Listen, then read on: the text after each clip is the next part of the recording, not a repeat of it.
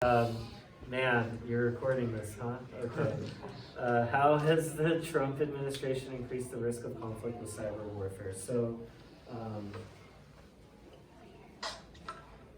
yeah, so obviously it's not my personal opinion, since this is being recorded, I should say. But, don't hold back. yeah, I think so.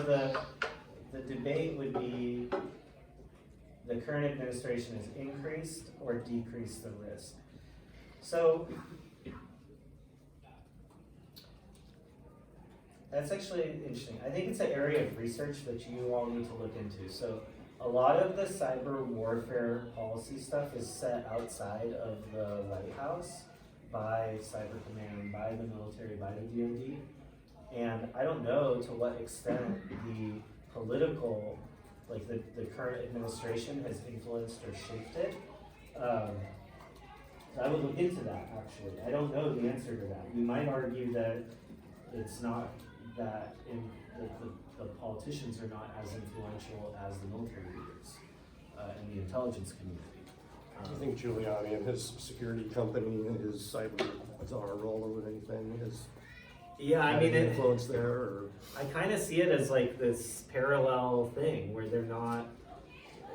There's a political world, but I don't know how plugged in they really are.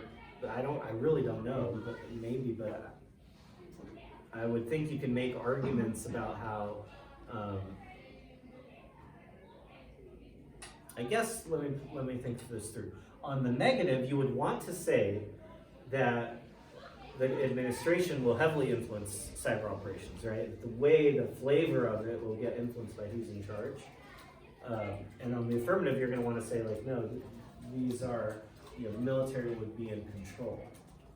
And then you could have, like Trump, disadvantages and advantages based on that. So both benefit and harm. I think there's a politics argument, I guess.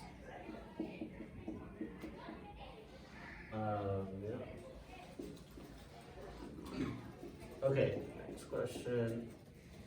How does it affect military operations? I think we talked about that. Used to preempt from other countries, we can talk through that. Yeah, U.S. military capabilities. So on this question, like, okay, the question is how does U.S. cyber operations potentially enhance military capabilities?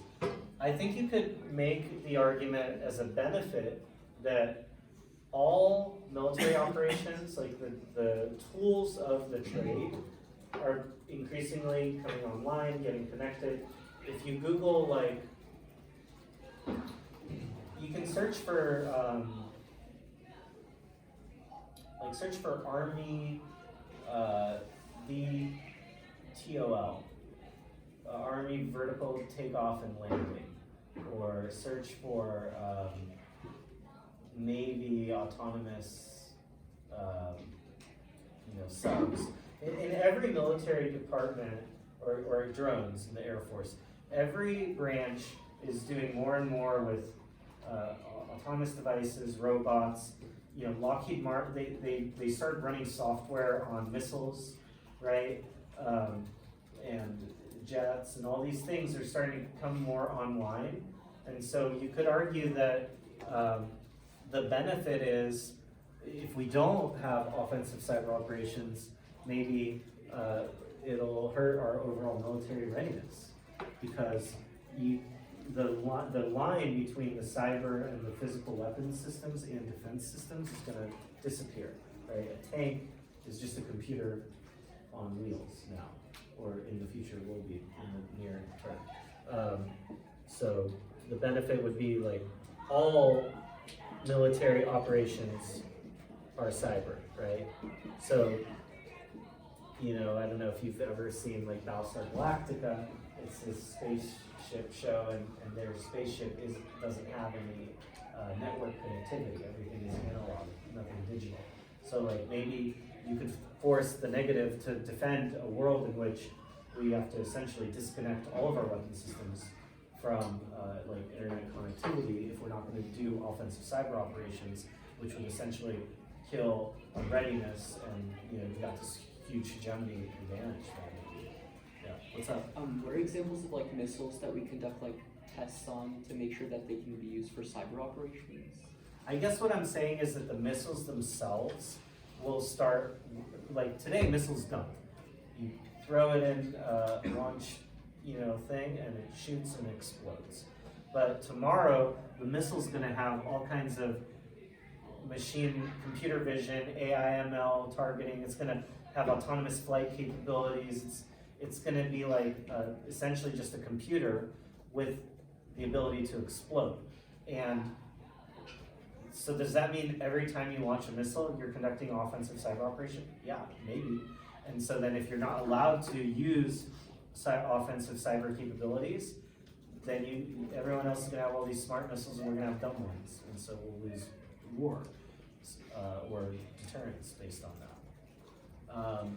So I think that's an interesting debate you guys gotta dig into. Okay, why shouldn't cyber defense, interesting. So defense versus offense. I mean, that's a huge harm, is defense, right? Like maybe what we should really try to solve is the fact that we're getting hacked a gazillion times a day from anybody with a pulse, and our intellectual property is being stolen, our systems are being disrupted, military operations could be disrupted, and offensive trades off with defensive. That could be like a huge harm, because it's offensive is like more exciting and flashy, whereas defensive is what really matters, and it might be a little more boring. Think about it this way: when you conduct an offensive operation, what is the definition of success? You got someone or something, right? But if you conduct a defensive operation, nothing happens.